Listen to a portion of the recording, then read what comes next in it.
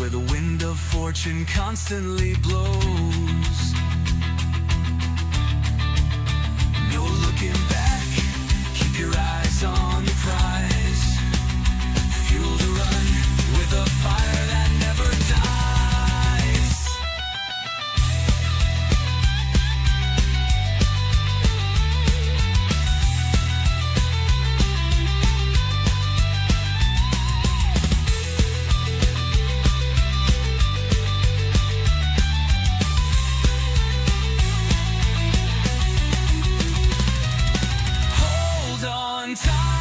The stage is set, digging deep with no regrets.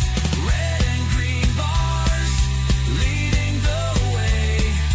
Welcome to the angle, no time to delay.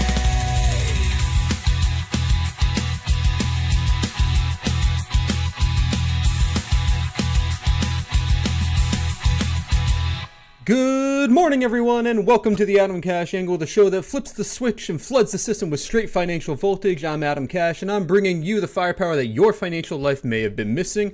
Whether you're new to trading or a trading savant, I aim to turn complexity into clarity with a shot of adrenaline.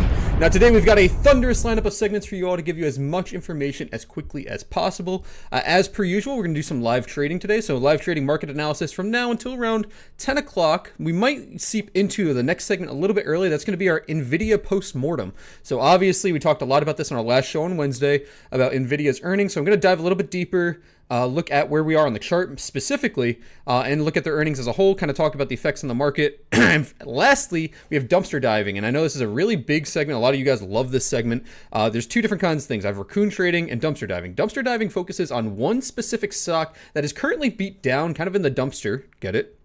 But offers some decent upside opportunity. So if you like that idea, that's going to be around 10-15. So make sure you stick around for that. If you want a beaten down name that offers great risk to reward, and this one specifically, if you want to guess in the chat before we get into it, this is a name that is a multi-billion-dollar company. It is down about, I want to say 50% from all-time highs, maybe a little bit more than that. It's under some scrutiny right now. A little bit. It's not UNH. But it is one that's, in my belief, not going anywhere, has strong brand recognition, has many brands, and I think that's all I want to give you. So if you want to guess in the chat, feel free to drop a guess before we get there. If you guess right, you'll get nothing from me but props. So there's that. You'll get nothing at all, no prize, but you can just say that you were right. So that's a cool segment we got coming on a little bit later today. Something for you guys that might wet your whistle a little bit. Really good risk to reward on that name in general for downside versus upside on that specific name. Gonna dive into the market. I see UNH in the chat. Yeah, that's not it. That's on everyone's radar, obviously. Gonna dive into the market right now. Currently, we're sitting at 588.52. Let's look at our 5-minute chart here for the pre-market. See a little bit of volatility came in pre-market. Trump, again, made a tweet in regards to China and him being a good guy, and the Chinese betrayed his good trust and whatever. The market didn't like that. Obviously showing some tension there still, like I alluded to on Wednesday. Not surprising there, but really unchanged. I mean, yesterday was relatively a flat day. Right now in the pre-market, you're down a little bit, but we're recovering off that drop. Currently, we're sandwiched between these two LOIs here, so this 589.53 and this 586.12. So depending on where we open, you can see both those levels potentially in play today. Keep in mind, this is very important. Today is the end of the month. It's not the end of the quarter. That's going to be next month, but end of the month today, so you could see some repositioning going into the end of the day. It is also not Google. Good. Come on. How many times have I said on this program that I was bullish on Google? Google is looking like a good setup. That's a good setup. I don't even know if it's fit. Is it down 50% from the highs? It's not. So definitely not Google, but solid guess. So yeah, SPY looking interesting today. We're still sitting here. Let's remove all my lines here. We're still in this kind of consolidating range, and we're floating around this POC. Remember, POCs are point of control. It's the level in which the most volume is traded by price. So even if we zoom out here, let's get in. I mean, we could go all the way back to. Let's keep going. Let's keep going. Very important level. Let's keep going. All right. Super important level. Wow. We were getting a lot of time here. and not much movement. Okay, so we'll leave it there. Going all the way back to about a year, 7/17/2024 on the daily chart. That POC 587.63, big level. So again, that's the most volume traded by price, and it makes sense that we're kind of consolidating around here. Even when you're considering all this downside here and all this downside here, it's still where the most volume is traded by price. So very important, very liquid level there for the market. That's 587.63. Let me see if I have a line there. I don't know if I do.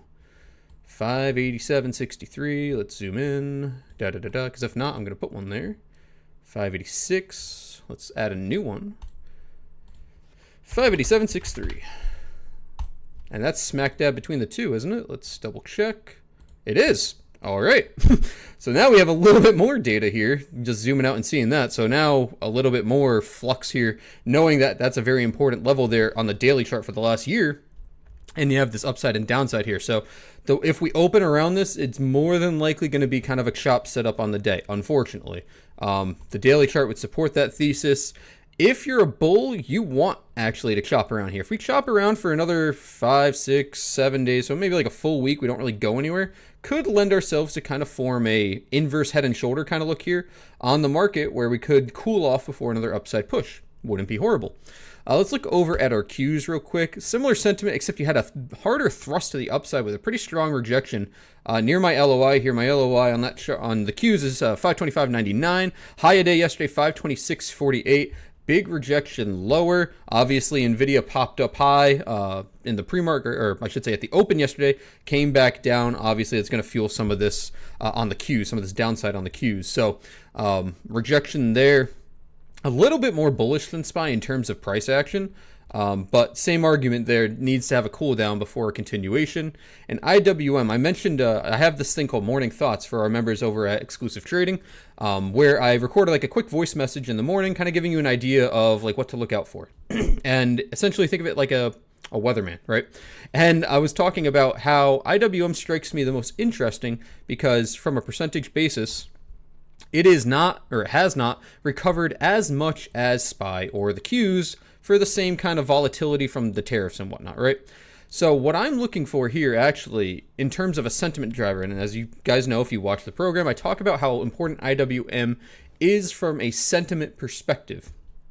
I would love to see if we see some sort of rally here. So after we get that, like probably another week or so of cool down, so nothing crazy, we kind of just chop along, let the market cool. If we see IWM push before SPY and the Qs, that would actually lead me to be very bullish on the market because we're seeing a big sentiment shift and we're seeing a lot of money flow into your small cap, your mid cap companies with more confidence in the market. And I think IWM is set up here again on a larger time scale, kind of like an inverse head and shoulder kind of look here. Swept the lows down here. Now we're back here, near these localized highs before the tariff drama.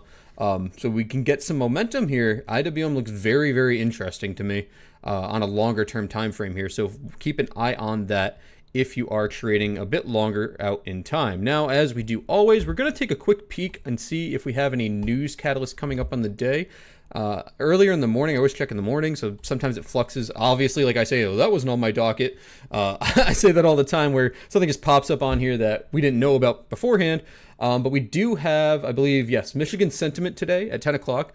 And we also have Chicago PMI at 9:45. Chicago PMI might impact the market, but Michigan sentiment, if you're in our Discord, if you're a part of our community, I love trading Michigan sentiment.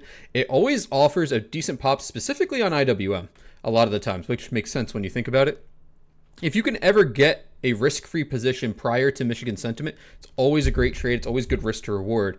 You realize a 30% gain on most of your position, and you can keep 30% risk-free into the side or into the trade and ride the data through. You typically get like a point or two pump or dump on the market through Michigan sentiment. And for some reason, a lot of other influencers and traders seem to just let this one fly under the radar. And I talk about it a lot because I do think there is really solid day trade opportunity with Michigan sentiment specifically, and specifically on IWM.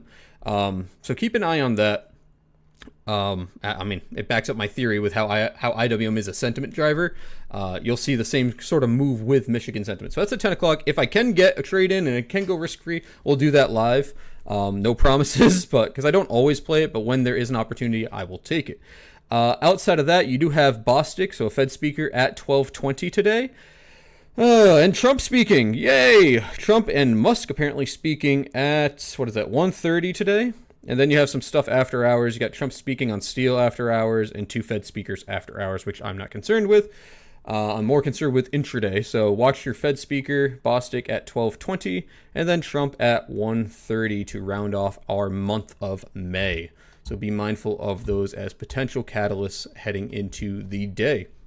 9:28 here, so market's going to open here momentarily. Let's see how we're doing on the VIX. VIX 1961 still sub 20. That's good to see.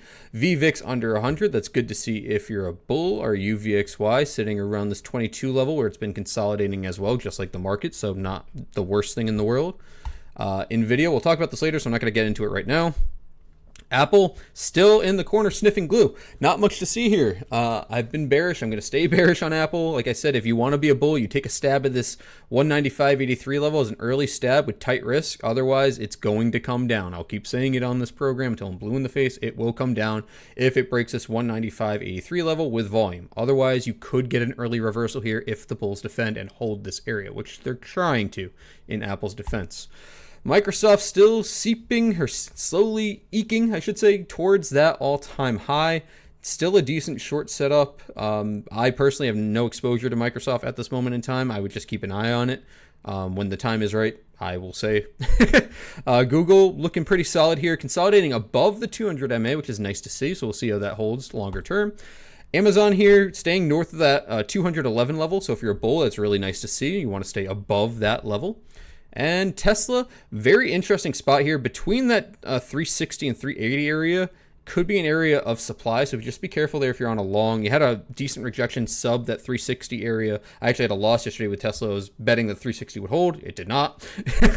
So staying under that 360 does leave you open to some potential weakness on Tesla as a whole. All right, we're going to head into the market open here momentarily, but before we do me one quick favor before the market opens. I ask you twice a stream. This will be the first time if you're watching, wherever you're watching, YouTube, Instagram, X. Do me a quick favor, like the stream, subscribe if you haven't, drop a comment, share it out, whatever. Helps me greatly. I only bug you twice a stream. I hate doing it, but it does help me very much. I'm a very small fish in a very big pond, and I appreciate if you enjoy the program. You do this one thing to help me out. If I provide any value to you, this is the only thing I will ask. Thank you very much in advance.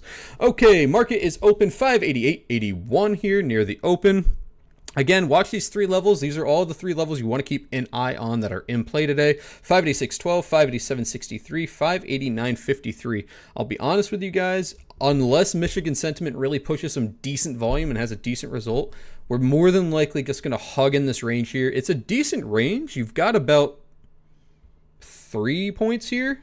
So $3. So if you're more of a scalper, today could be a good day for you. I just wouldn't be too aggressive either which way, especially with how we're looking on the daily chart. We're not looking to really go too much of anywhere just yet, in my opinion. Like I said earlier before the market opened, I think we're going to float around here for another period of like 5 days or so. I mentioned in our community this morning, the best opportunity in my personal belief right now is going to be on your individual names. So you might find some more opportunity in the market trading individual names that are handling the market a little bit better than others. So look for some relative strength, names that are going up while the market kind of meanders around. I think you're going to find a lot of opportunity there. Let's take a peek at our sectors real quick and get an idea of what sectors are strong and weak today. Right across the board. So let's see who's not the weakest. Consumer staples is showing going red to green on the day. Now green, consumer staples. Who else we have that's near green? Comm services. That's about it. Everyone else actually down a decent amount. Tech is actually not horrible, only down 0.14. So very mixed bag actually. These top three here, I reorganized these on purpose just for you guys to show you the defensive sectors and then everything else separately. So you see your defensive, a little bit of mixed bag, utilities and staples trying to go green, energy down, but again, energy is a little bit weird one with the trade wars now with oil and everything. So energy could flux and not necessarily align with utilities and consumer staples. If you're looking to see if the market is more defensive, I would look more at XLU and XLP as a whole and kind of use XLE as like your extra potential defensive sector. because your XLU and your XLP, that's your staples, your utilities, they're boring. That's where defense goes 100%. Energy typically is defensive, but like I said, with how the environment is today, it's very possible that energy can be seen as volatile. So be mindful of that. So you're seeing an interesting open here, just looking at the sectors, because you're seeing utilities and comm staples flat, and also tech pretty flat. So we're not seeing bulls or bears push one way or the other, at least from a risk perspective, just looking at the sectors. Real estate moving down into the open. Materials having a bad day so far, 0.86. Actually, healthcare is the worst. Normally, healthcare and finances do pretty good on a Friday, but healthcare lagging the overall market here by about 1%. Pretty harsh day for healthcare. Finance, on the other hand, looking like it's going to try to push up here into the open, negative 0.33. Your consumer discretionary, so remember, like your Amazon and your Tesla can be wedged in here, down a little bit. And comm staples actually rejected after I mentioned it, moving a little bit lower here. So very mixed bag. Let's review this. Let's go back after Michigan sentiment and get an idea of where things may sit. Wow. All right. So I should probably trim this. I opened a long in Red Robin pre-market, and it's doing pretty good. So Red Robin actually reported pretty good earnings, and I alerted this in the Discord earlier this morning. And we're going to take a trim at 32% on equity. That's pretty solid. Hold on, guys. Multitask. Let's get this out. Trim Red Robin, 32% gain. Yeah, decent earnings report on Red Robin. Short squeeze potential. This is a low float, so be very careful. If you're not in now, do not chase. This was 50 million market cap. It is now 100 million market cap. I do think this company, so in general, if you want to look at it, you can. But I do think Red Robin actually has some buyout potential. Their earnings was actually really solid. They really turned the script around.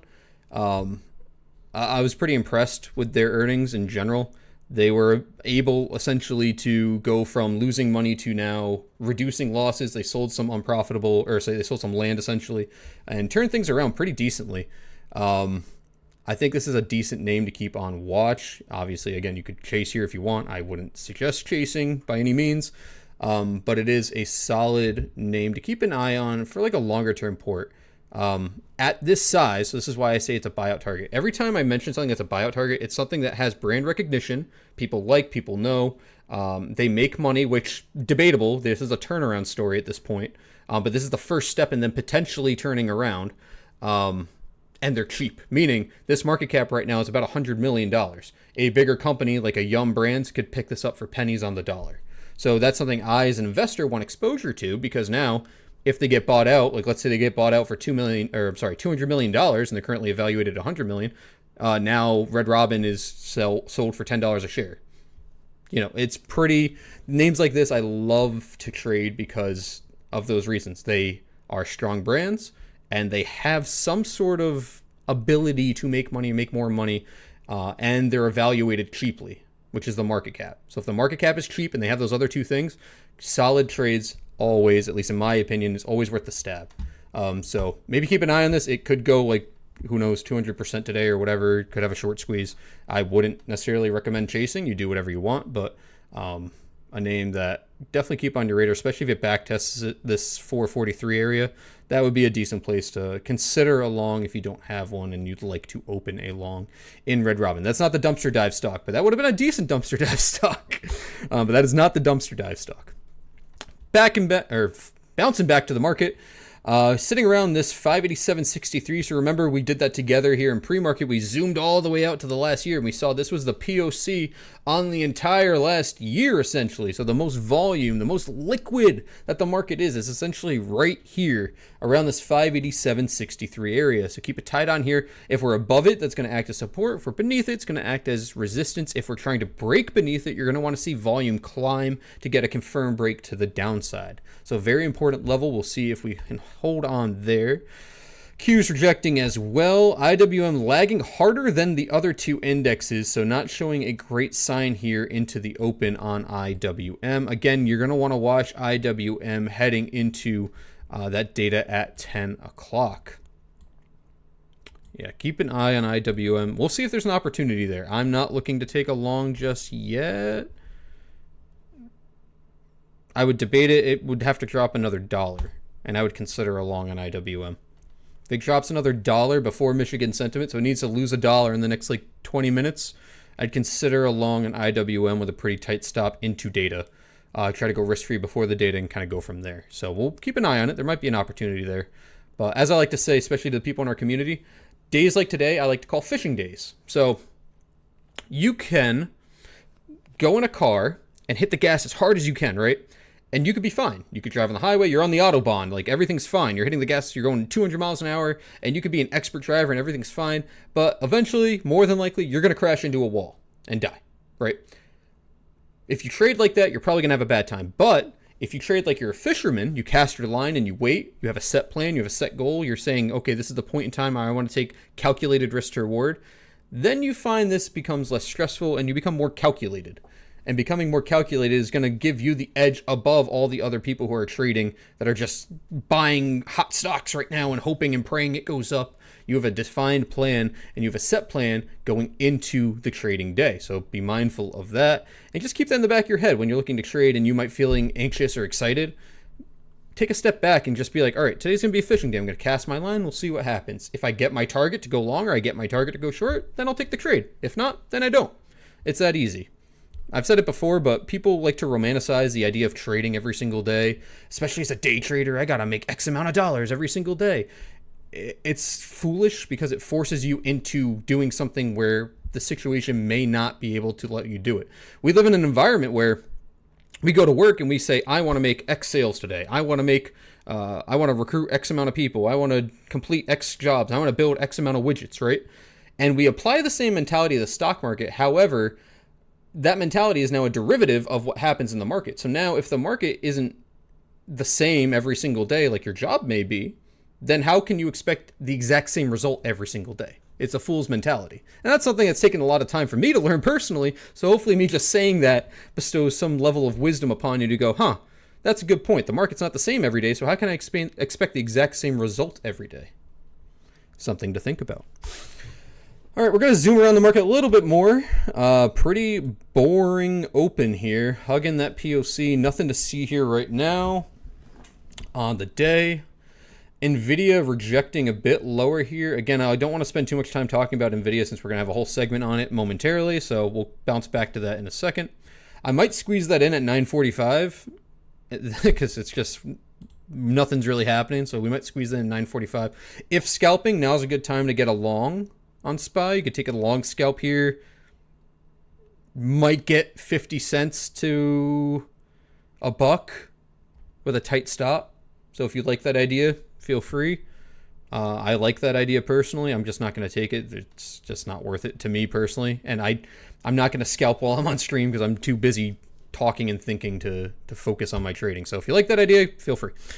Every other Mag 7 looking pretty heavy at the moment. Microsoft's the only green one that looks like it's going to go red. Let's bounce back to our sectors, see if anything's changed there. XLU up. So now you're seeing consumer staples and utilities are the only green sectors. So that's signaling, that's your early sign, right? This is a very simple thing for you guys to do. That is your early sign to potentially be more risk off on the day that the market's going to be a little bit more defensive than otherwise perhaps expected. So be mindful of that if you're trading right now, that the market is leaning a little bit more defensive than it is offensive, at least as of right now. Did Red Robin get... I think it got halted. It got halted. Da-da-da-da-da-da-da. Fun. Anyway, let's go back to our sectors here. Energy, looking like it's going to round out here. So look for... So if you are trading today, watch some oil names because you do already have... strength coming in utilities and consumer staples. You may find a trading opportunity here in oil because you're seeing some strength come through energy. So look at your energy names in general. You may find some strength here on the day if you're a day trader because it's going to have some support here, theoretically, through utilities and consumer staples if we're trading in baskets, right? You may see some money flow go into energy here on the day. So we'll come back to that and see if I'm right. But right now, trading at 81.58. So we'll come back and see how that does. Tech, decent rejection here. It looked like it was trying to debate around the open, and now we're seeing a divergence, a clear divergence between your tech and between your consumer staples and utilities. Divergence is when two things go like this, right? They go against each other. They're going the opposite way, and you're seeing that right now looking at your tech and looking at your utilities and your consumer staples. So that is a hard line sign for me that growth is risk off today as a whole, right? I mean, there's certain names that will perform, right? Certain names that won't, and that the market is going more risk off in general. We're moving, money's flowing towards defensive sectors, at least as of right now. That can change, especially with data coming out in 2 minutes and Michigan sentiment at 10. But for right now, money is looking to move a little bit more defensive to close out the month. Real estate getting a little bit of a recovery here. Materials also getting a bit of recovery. Industrial's pretty flat, all things considered. Interesting bounce here on healthcare. Like I said, healthcare and financials tend to do pretty well on a Friday. A hard sell-off into the open, but healthcare coming back pretty strongly. And finance pretty flat as a whole. Your Tesla, Amazon sector, as I like to call it, pretty flat. And comm services actually moving a little lower. Definitely a mixed bag. All right, guys, we're going to play this data. We'll see what data comes out to be in a little bit because that comes out in 2 minutes, and we have Michigan sentiment. So what I might do is I might sandwich the NVDA post-mortem in here in the next, after we see the data come out, and depending on what we have to evaluate here, we'll go over that momentarily, and then we'll move into the NVIDIA post-mortem. That will bring us right around to 10 o'clock with our Michigan sentiment, see if there's an opportunity to get a play there, and then if not, we'll flip back to our dumpster dive. I'll show you the name that I've got on my radar for all of you. That is a beaten down high mega cap, large cap, big company that you all know, and most of you, here's your last hint. All right, I want to see some guesses in the chat. We've got a few guesses from one person, but let's see some guesses in the chat. It is a large company that most of you, here, I'll give you a hint. I'll use a specific word. Most of you consume, I'll say at least weekly. Most of you probably consume daily, but most of you probably consume some of these products at least on a weekly basis. Most of you. That is probably the most lenient hint. And now I'm not going to say if anyone gets it, because that's probably, I don't know if that's going to be a dead giveaway. I've given a lot of information. So again, if you guess right, you get absolutely nothing. You get bragging rights. I'm not giving you anything. You just get to guess. How exciting is that, right? How great. So a little bit of fun early in the morning. It's Friday. We'll have a good time today. Let's not stress out about the market.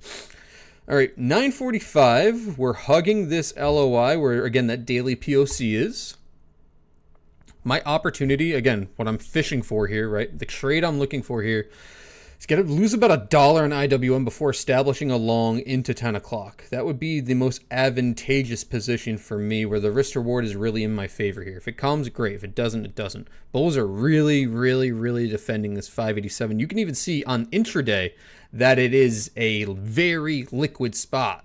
And that's why it's important to zoom out on your daily chart, your weekly chart, your monthly chart, and get these levels. Look where there's the most volume. Look where there's the most action in general, where the most volume is, where the most price action is, and mark them out because they tend to play just as important here intraday.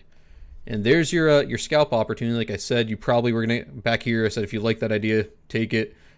50 cents to $1, which is right around where it was, about $1. So there you go. If you were scalping, there's your gain. Establish a stop loss here and ride it risk-free. At least that's what I would do. You can do whatever you want. That's just what I would do.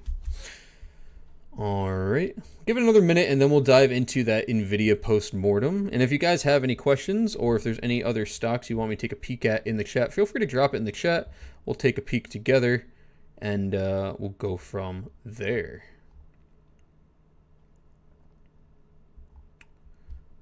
Alrighty.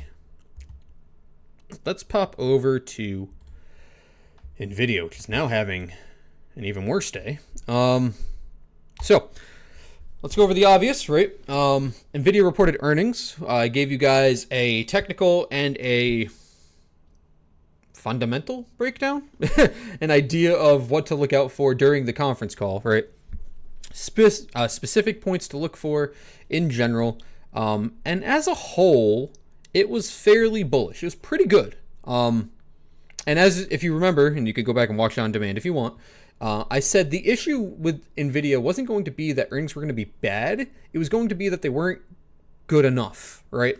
I don't think anyone was doubting that there would be a beat, but would they beat strong enough? Would there be enough growth? Would there be enough excitement, I guess, behind NVIDIA's earnings? And debatable. I mean, even today showing that we're basically back at pre-ER price. So, I mean, if you erase yesterday, it's kind of a nothing burger. That being said, if you remember on that technical video I gave you guys, I said I would not be bullish on NVIDIA unless we broke over this 141.36 level with volume. Yesterday we had volume, but the volume actually went against us, and the volume actually rejected to the downside. So I did not establish a bull position on NVIDIA mainly because bulls did not show up to support it. We did not break through. We did not have a continuance. There was nothing there. Now, going back again to the fundamentals and what was talked about on the call, most points were hit pretty good.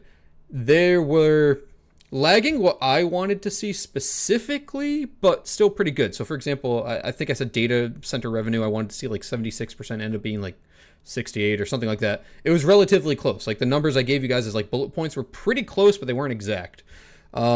And there wasn't any like exciting revelations, right?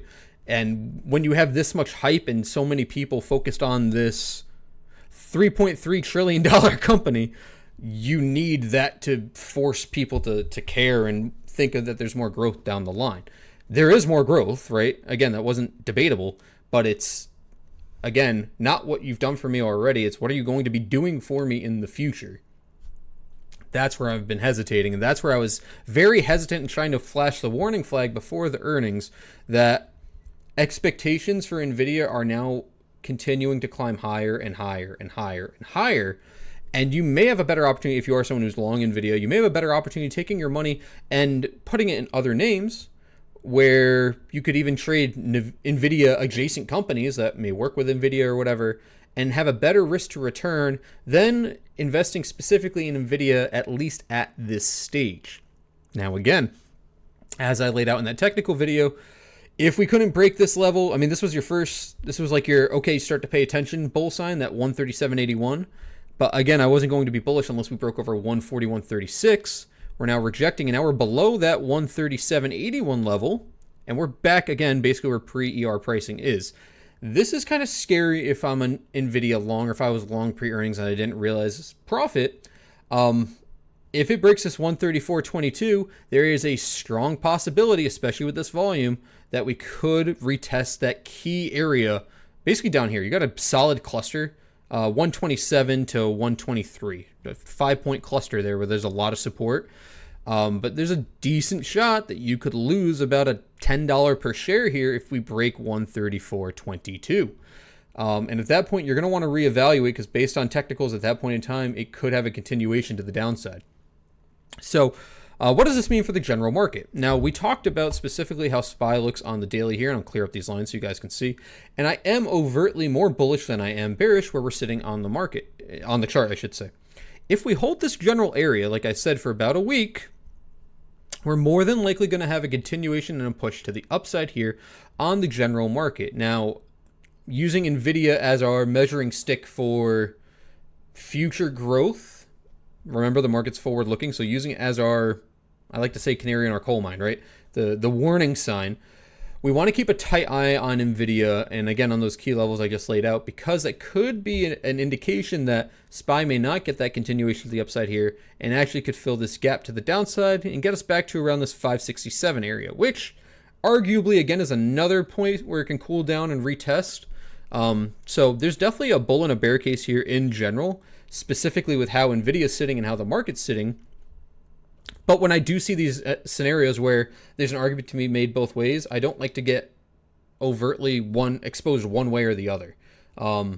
Because when I give you guys these levels to watch and these ideas, it's to give you an idea of risk. Where should you be risk on? Should you be risk off? And when we see this kind of confluence between different factors, we want to be able to lower our risk exposure, because you might have a better opportunity to go risk on, right? So if we see that downside push on NVIDIA, if we see SPY coming back down to 567, that's going to be a point where I can go, okay, now I want to go risk on because the market's cooled down more than I anticipated.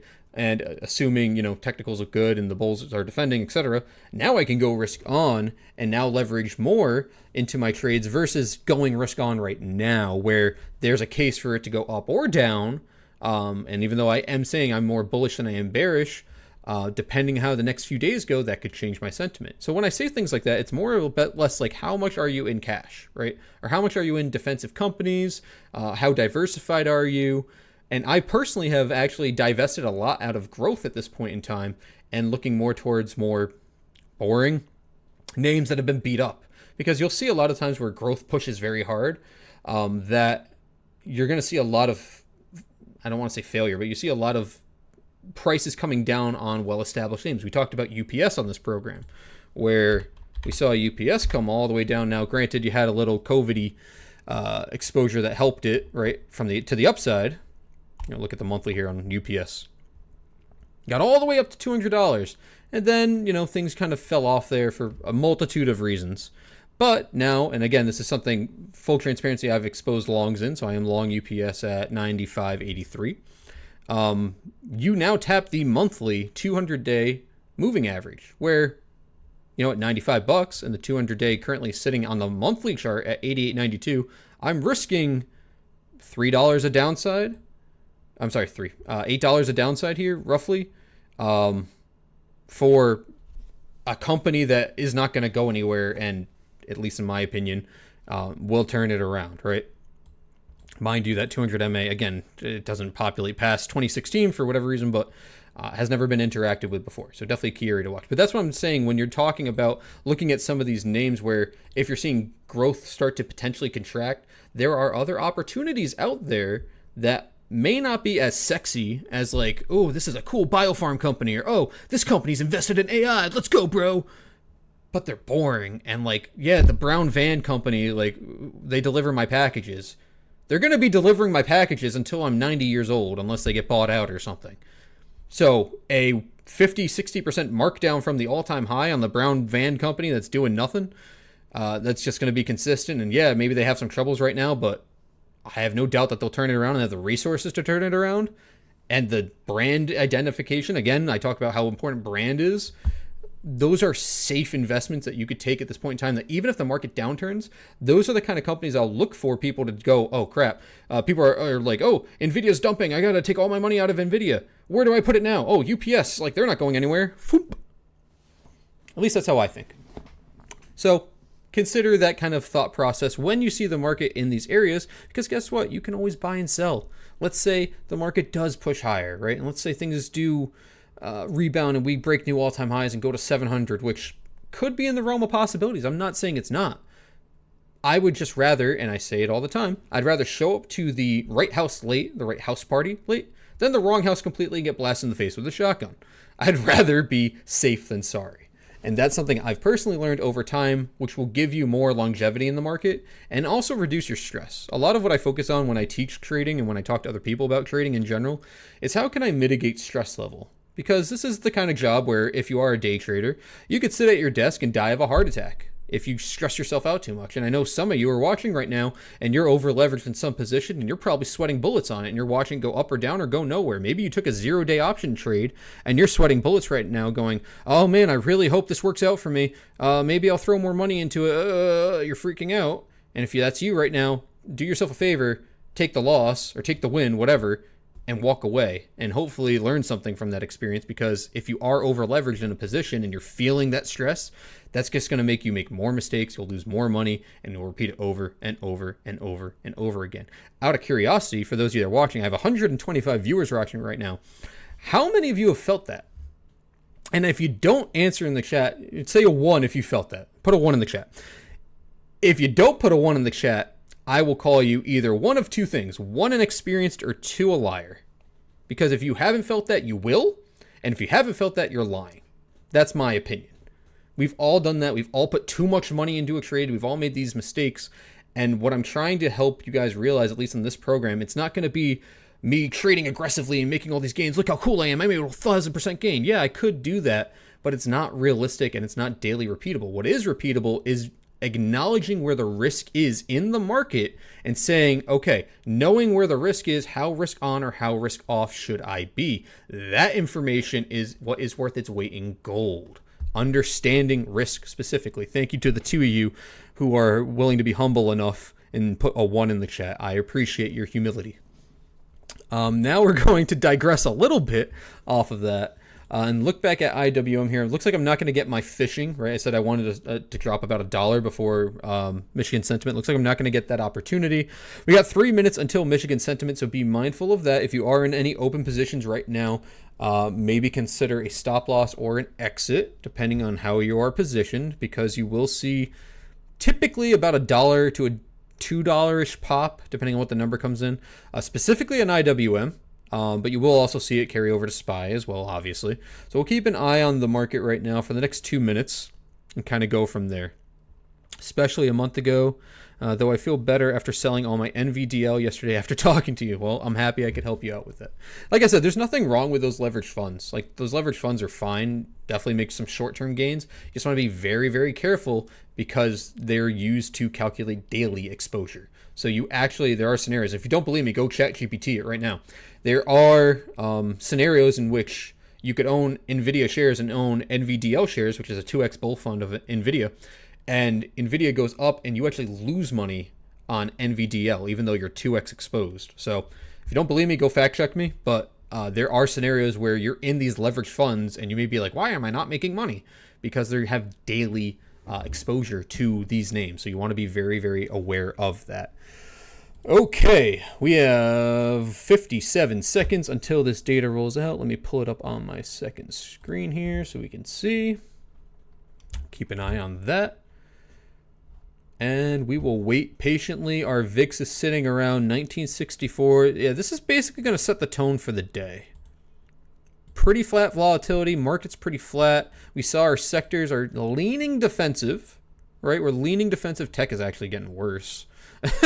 But we're definitely leaning defensive. So what we want to see, if you're a bull today, we want to see utility and consumer staples come down on this data and see technology go up. That's going to show more strength in growth on the day, which would be good if you're, in general a bull.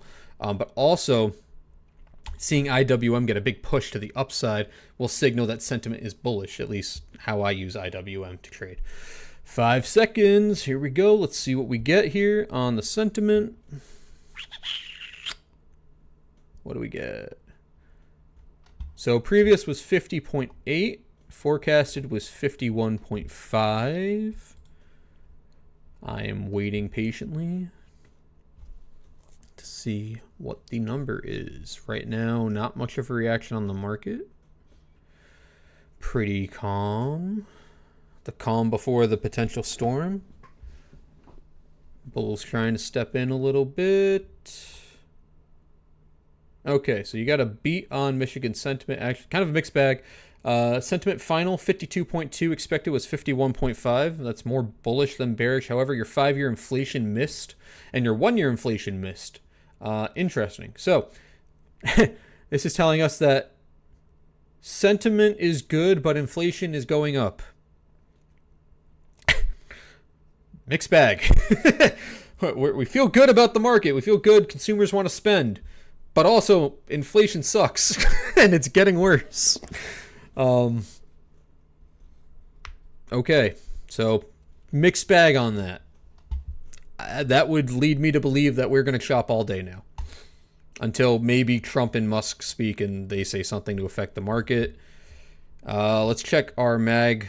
I like to say our MAG 6. I don't really care about Netflix, sue me, but I don't. NVIDIA, pretty flat off that. Apple getting a little bit of reaction. Microsoft getting a good reaction. Google getting a good reaction. Amazon getting a good reaction.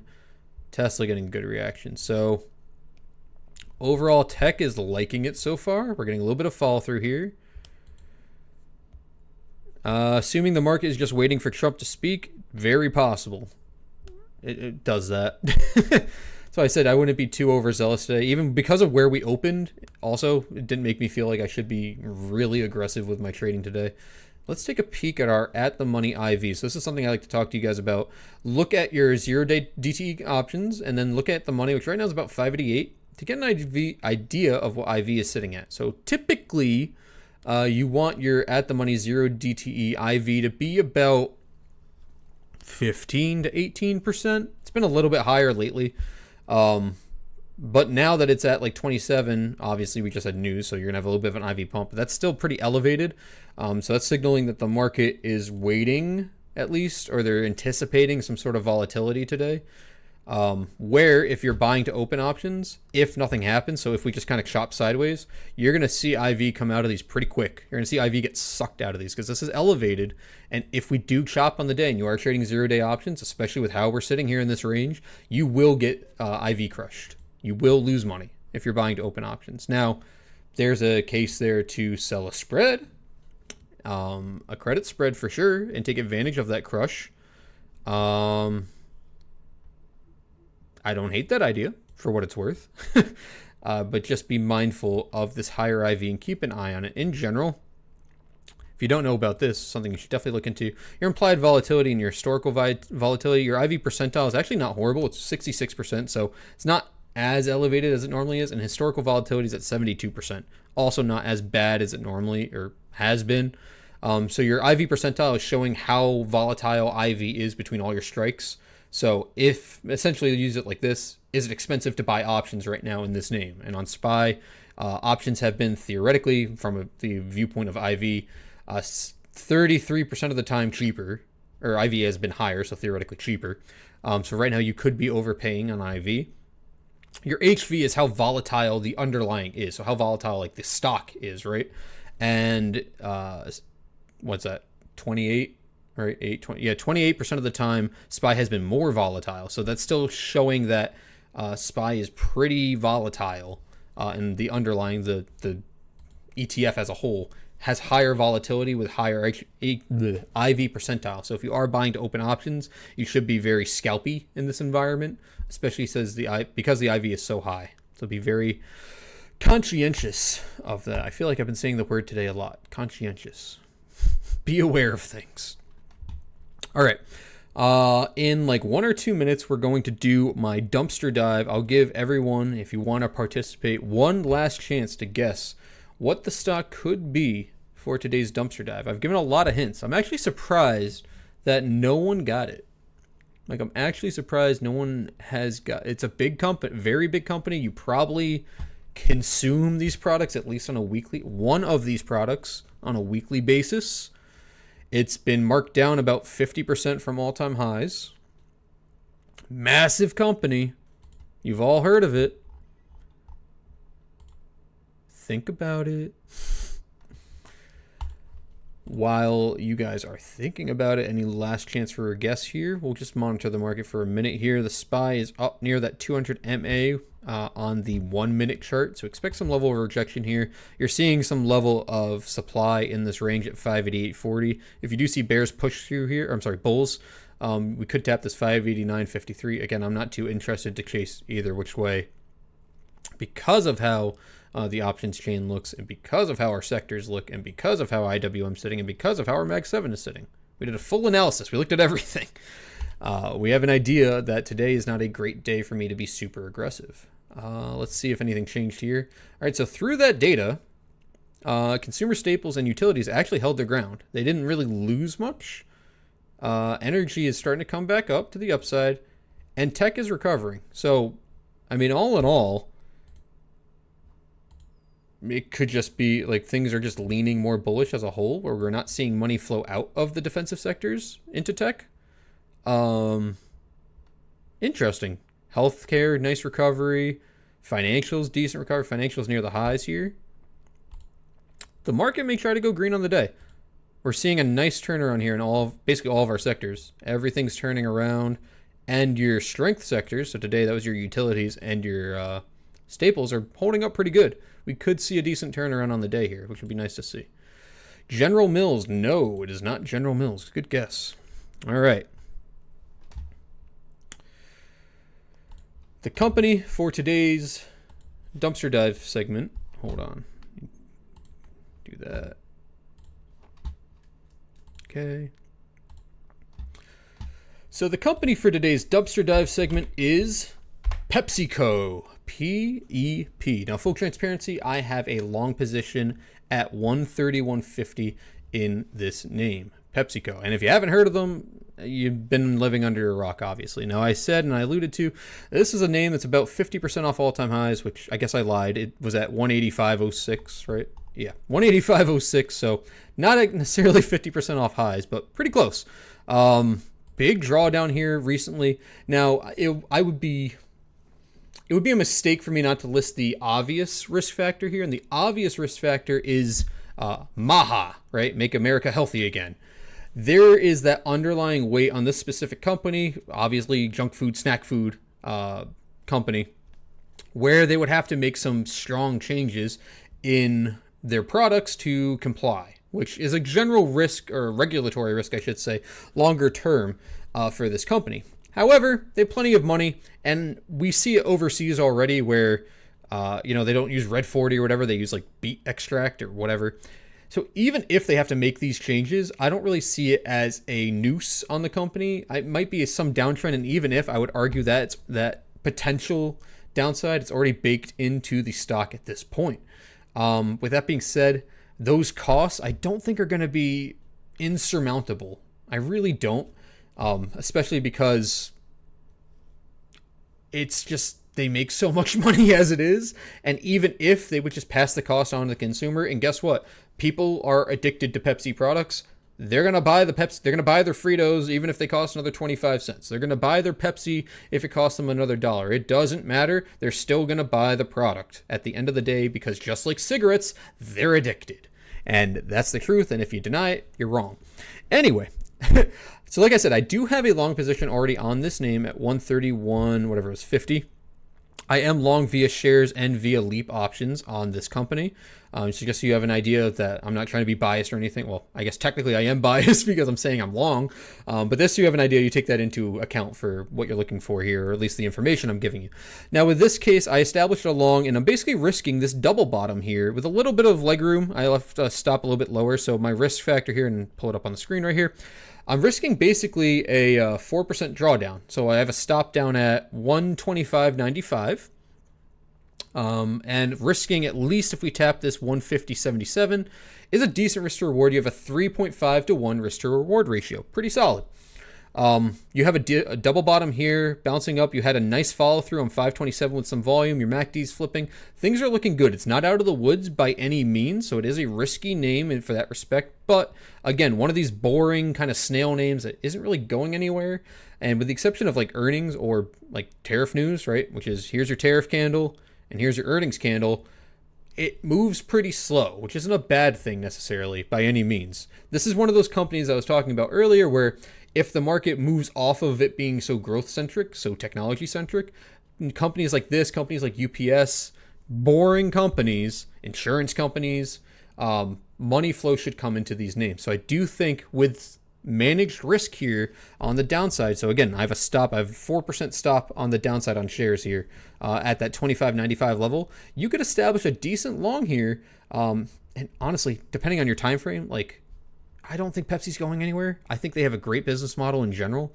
I think once they get out of the doldrums here, and depending on your time frame, right, if you're trading for 5 years, 10 years, this is a name that you could hold on to till it's $300 a share if you really wanted to. Obviously, maybe you just want to trade it until it hits its price target here, this 150.77. Still gives you a 15% gain. Not super sexy, but it's equity, and it's a solid trade in my opinion with decent risk to reward. And that's the kind of thing I want to highlight with you guys, specifically with a dumpster diving idea like this name, is the risk to reward factor. How much downside am I willing to risk for the upside, and then how safe is it? I deem Pepsi to be a relatively safe company. On the chart from a technical basis, their downside risk is very minimal. And their upside and the longevity of the company in general, I believe they have the correct leadership and they have enough money to long-term make Pepsi a solid brand and a solid company through and through. Now, we got to remember also, Pepsi is a conglomerate. It's not just the soda. It's all the snack foods, and they have health products, etc. So they are a massive conglomerate valued at, what's the market cap? $181 billion. It would not shock me, especially in this segment, to see that market cap at least double from where it is right now and get over at least whatever that is, $250 a share. I could see Pepsi being at least a $300 billion market cap company, at least by my summations, looking at their books and getting an idea. Now, again, it's not out of the woods. It is a risky play, but that's why this is a dumpster dive stock. This is a stock that's been beaten down repeatedly. People on the market call it a dog, people hate it, etc. But you got to remember, depending on your time frame, this company's not going anywhere. Now, this is your monthly chart. Let's erase all my lines here momentarily. This is catching a falling knife, right? Which, I'll catch a falling knife on a $130 billion company any day of the week with a controlled downside risk. And that's what I'm going to do here. I'm going to catch this knife. Now, it could backtest and pop back up to, again, that 150 area is where I'm going to look to take profit first. That's why I have exposure via leaps and shares, where I could realize the leaps and get most of my money back to cover the shares and basically ride the shares risk fee, move up my stop, etc. That might be something that you want to consider. But you're seeing a lot of volume come through here and, we're falling here. It's bearish, but you're seeing 2 wicks established here on the monthly candles, where you're seeing buying pressure push up. So depending how the next monthly candle forms, we could start to see the earlier signs of a reversal here.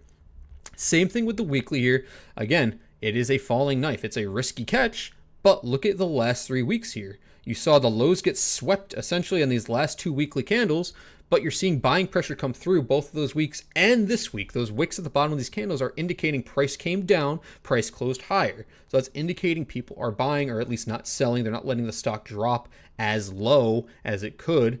You're seeing exhaustion here by the sellers, at least in my opinion. At the lows of these candles here as well, so that's 131.80 and 131.52, which we're above right now, closing over that level is going to be a good sign for Pepsi heading into next week and continuing into the future here, because it's showing that there could be a confirmed reversal here on a weekly chart. Again, with the monthly chart looking decent as well. The daily chart, you're formed a double bottom here, again, with those 2 wicks closing. So you're wicking lower price action, you're wicking lower, you're sweeping liquidity, and you're starting to reverse. This is simple double bottom, right? A W, right? See that right there?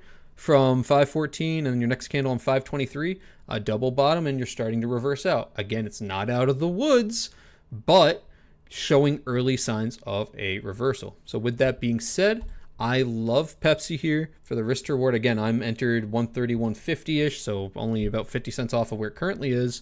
I like this name for again, roughly a 4% downside risk with a stop at 125.95, and price targets are as follows for this name: 136.18, 138.33, 142.87, 143.38, and 150.77 is where I'm looking to realize my leaps, at least. Then from there, so my stretch goals, I guess you could say, so with equity, 159.50, 168.39, and 188.75 before it might, whatever happens in the future. And again, time frame here matters. So depending if you're looking to hold for months and years, that's going to be a different goal than if you're looking to hold for a few weeks. And even if you're looking to hold for a few weeks or a few months, again, this is a slower name, but I think with a managed risk here, you can conservatively make at least 10 to 15% on the underlying, and especially if you're exposed in options, have a little bit more exposure to that upside in a different way. So that is going to be today's dumpster dive name. That's PepsiCo, PEP. What do you guys think of Pepsi? Do you like it? Do you hate it? What are your opinions? I'm curious to see what people think. I think it's a great name. Obviously, I'm bullish on it, so why would I say it's bad? But also you're going to collect a dividend. What is the dividend on this one? You have 4%. It's a decent dividend. That's the cool thing. So the other thing you guys want to look out for when you're buying dividend names, if they get beaten down, you collect a larger percentage. So as the stock drops, if they're still paying a dividend, you theoretically would collect a larger percentage of the dividend as it pays out. So if you're patient on a name like this, it's free money. Can't be mad at that. Pretty solid. All right, we'll do one last zoom around unless anyone has any names they would like to drop, and then I will let you all go enjoy your Friday. Go from there. Wow, look at that wick on SPY. Where was the high a day? Where was the high a day? The high a day was exactly at that level at 589.53. Precisely wicked it and rejected. Now, it could break it, obviously, but when I give you guys these levels, just put them on your chart. I promise you they make sense. They work. It's as the kids say, free alpha. Like, use it. It will work. I promise. QQQs, similar movement here. IWM farting around that 200 MA. You're seeing the VIX come down. Watch VIX sub 19. That could be a very good sign for the day. VVIX continuing to drop here. Currently 95.28. Pretty solid on VVIX. Yes, sir. Like it long term for years. I do as well, obviously. Yeah, so that's why I said I wanted to do leaps and options because, I'm sorry, leaps and shares. I can hold the shares long term and I can realize the leaps, shorter term. For just profit, right? NVDA hugging its POC on the day. Apple just cannot get it together. It might if it can break above high a day here. I just hate it right now. You have to watch Apple and you have to watch this 195.83 level. That might be the make or break line for the market as like a sentiment driver. And I don't like that Microsoft is actually setting up to be a decent short. If we tap that 464.79, could be a decent short. It could just sell off as well, but I really don't like the fact that two of the largest companies, really, and also NVIDIA, are starting to look a little bit more bearish. Google's going to hold it together. Amazon's not bad. And Tesla also, if Tesla is at that 360 level, the bulls have to hold 360. 360 to 380 is going to be a supply. It's going to be hard for them. But if bulls can't hold it together through this 360, Tesla could go bearish too. So there is that risk near term of NVIDIA, Apple, Microsoft, and Tesla all going bearish, which obviously will put a weight around the neck of the market. So be aware of that. All right, guys, I have 133 people in here today. Do me a quick favor, if you haven't already, wherever you're watching, YouTube, X, or Instagram, drop a quick like on the stream, drop a subscription, follow me, whatever. Again, I only ask you twice a stream, so if you haven't yet, do me a quick favor, even if you're listening at work, pop out your phone real quick, tap the like if you haven't, tap the subscribe, tap the follow. It helps me tremendously. Again, as I like to say, I'm a little fish in a big pond, and your help, if you enjoy the program, if you find the information I provide helpful, it's the only thing I ask. I'm not asking for your money. You're not asking for anything else. I just ask that you support the stream and help me in the algorithm. But with that being said, I think we're going to round it out for today. I'll leave you with the parting words of I wouldn't expect too much today. We did see the sectors look like we were starting to turn around potentially, and now we're seeing some more green come into the sector, so that's a good sign. I would really focus on SPY getting over this 589.53 before getting too bullish, which we could right now, literally as I'm talking about it, which would be nice. And watch your VIX sub 19. If we see VIX sub 19 and we see the market over 589.53, we might just have a slow, grindy bull day until we see Trump and Elon talk, which God knows what that could bring. And you also have a Fed speaker, I believe I said at 12:20. So you want to keep an eye on those two factors throughout the day, especially if you're trading zero DTE options. I would argue that today is probably not the best day to do that, but hey, you do whatever works for you. I would just like to give you guys what to think about from a risk perspective. So, hope you all have a great rest of your day. Some say you'll need an edge to trade. Well, I like to look at things from a different angle, and that's always what you'll get here on the Atomcash angle. Have a great rest of your day, and remember, precision beats prediction every damn time. Have a great weekend, guys. Make smart decisions, and I'll see you next week. Stay tuned to my X for an update on when next week's shows will be. Take care. The time has passed, and that's a wrap.